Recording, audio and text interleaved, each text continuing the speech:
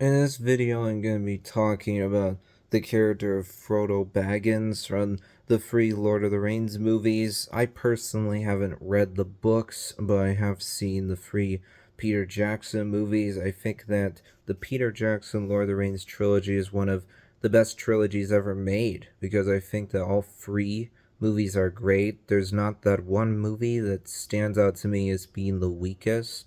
For example, when it comes to the Christopher Nolan Dark Knight trilogy, yeah, I think overall it's a great trilogy, but I would also say that The Dark Knight Rises stands out to me as being the one that's noticeably weaker than the others. Even when it comes to the original Star Wars trilogy, which is a great trilogy, I think that it does have that one film that's noticeably weaker than the others. To me, that would be Return the Jedi. The Toy Story trilogy is one of the few trilogies I think is as consistent as the Lord of the Rings trilogy, because I think that the first three Toy Story movies are all great.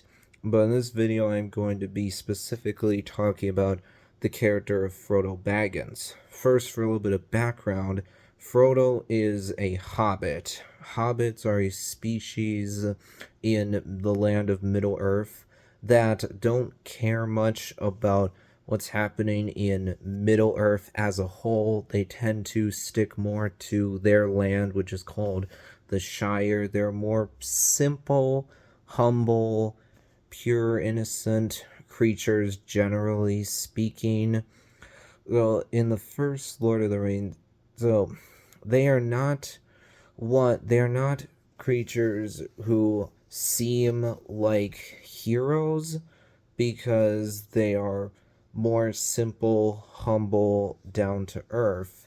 But in the first movie, when the wizard Gandalf comes to the Shire and then tells Frodo all about the One Ring, he tells him about about the Dark Lord Sauron and everything about the ring.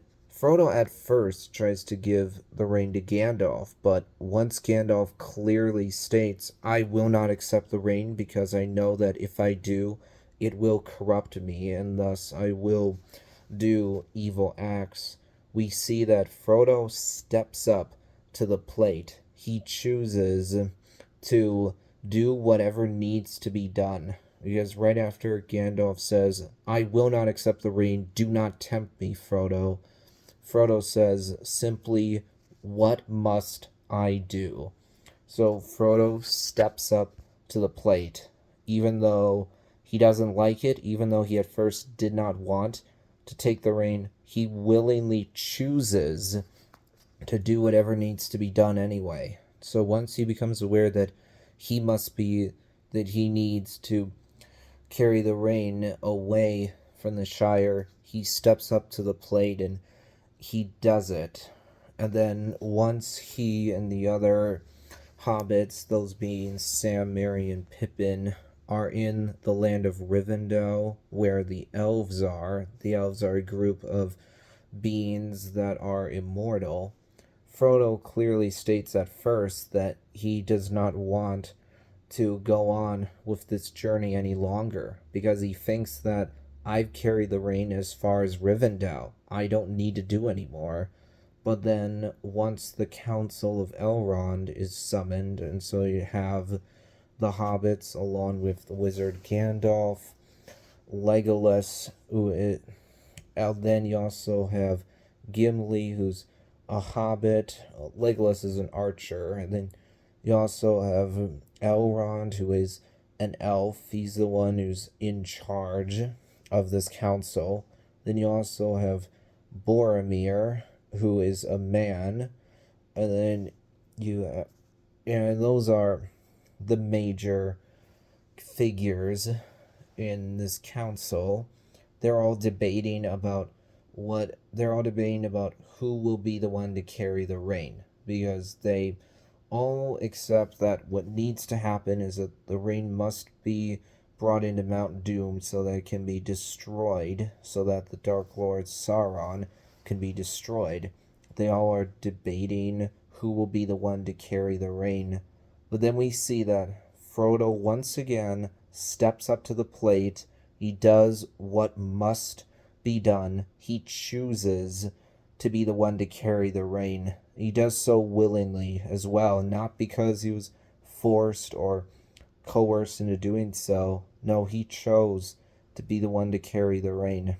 This is really powerful because by carrying the reign, Frodo made the ultimate sacrifice because he carried a burden heavier than any other.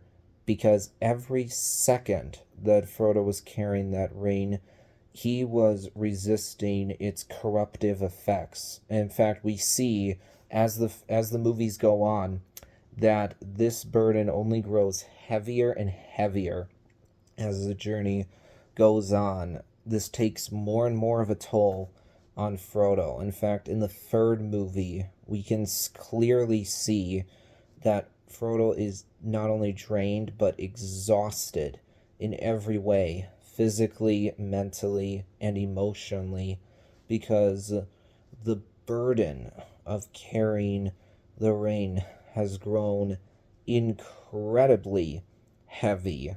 On top of that, Frodo and his companion Sam, who stayed with him throughout the course of the journey, didn't have much food, and Frodo actually ends up being bit by this big spider. In the third movie, he even ends up getting beat. So by the time the two of them make it to Mount Doom, Frodo is completely drained and exhausted to the point where he looks a lot more pale than he did before, especially when compared to how he looked at the beginning of the first film when he was much more careless and didn't carry this immense burden. So once the Dark Lord Sauron focuses entirely on Frodo, he collapses because he literally cannot carry on any further. He's given everything he has, so he's too drained and exhausted to carry on any further. But then Sam steps up to the plate and carries Frodo into Mount Doom. But then we see right as Frodo is about to actually drop the ring into the fire and destroy it in order to ensure that evil will be defeated once and for all, Frodo finally gives in because he's been resisting the corruption of the ring for days, weeks on end. The fact that he managed to resist for that long shows an incredible amount of fortitude and mental willpower, but finally, he literally cannot resist any longer. But ultimately, the ring does end up being destroyed due to the interference of Gollum. But the fact that Frodo was not able to resist anymore at the bitter end is not something that should be held against him. Because in truth, no one could have ever resisted the ring's corruption forever. It was impossible. But when we look throughout the three movies and we look at Frodo, we see someone who is pure, innocent, kind, brave, loyal, selfless. He was always a great friend. He was a good friend to Sam. He and Sam had a very close bond.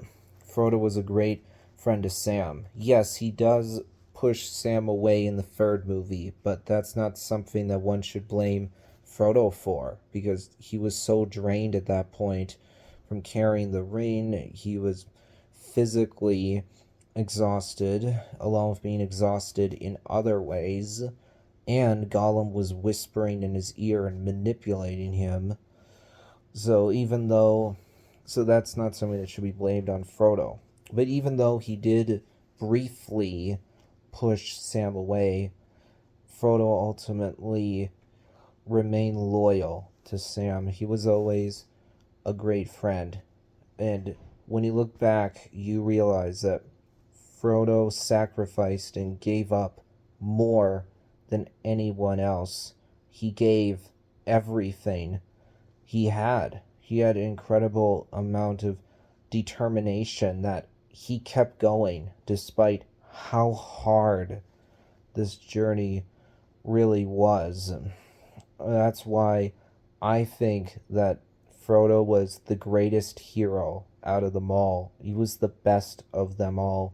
As far as I'm concerned, he is the true paragon of the Lord of the Rings movies. Yes, unlike Gandalf, for example, Frodo doesn't have a huge amount of physical power. It's not like he's a wizard or he's a great archer like Legolas. It's not even that he's physically strong, but the mental strength that Frodo shows, his persistence and determination to continue on with the journey, the incredible amount of selflessness he displayed in choosing to make that sacrifice, despite the fact that he did not need to, just shows how much of a great person Frodo really was, why he was a paragon.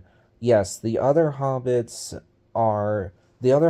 do more outwardly heroic acts. I mean, Sam was a great friend of Frodo. There's no doubt about that. He was a great person as well. He was incredibly loyal to Frodo. I mean, in the first film, he demonstrates a willingness to drown rather than leave Frodo behind. And even though Frodo pushes him away in the third film, Sam does not give up on Frodo. He comes back. And even Merry and Pippin, though they can seem like idiots at times, they also perform heroic acts. In general, Sam, Merry, and Pippin are all hobbits who fought on the front. Well, Merry and Pippin anyway fought on the front lines of the war. Sam and Frodo did not fight on the front lines, and Sam was a great friend, a great companion to Frodo. But as far as I'm concerned, Frodo was the greatest hero out of them all. So, and so I've always assumed that the reason why Frodo leaves Middle Earth at the end of the third film is because he knew that he could never go back to normal life again. Things could never return back to normal for him because he sacrificed more than anyone else. He gave everything he had. And so Frodo left Middle Earth so that he could find peace and healing that he would never have been able to find in Middle Earth. In fact, that moment from the third film where Frodo looks back at his friends, Sam, Merry, and Pippin, and smiles, is incredibly powerful because we're seeing Frodo act more like he did at the beginning of the first film when he was more careless and did not carry that immense burden. We see Frodo smile again like he did when he was back. We see Frodo smile again like he did before this whole journey began, when he was just a simple, ordinary, humble hobbit living happily in the Shire. That when Frodo says goodbye to Sam, it's an incredibly powerful moment. So that will be it for now.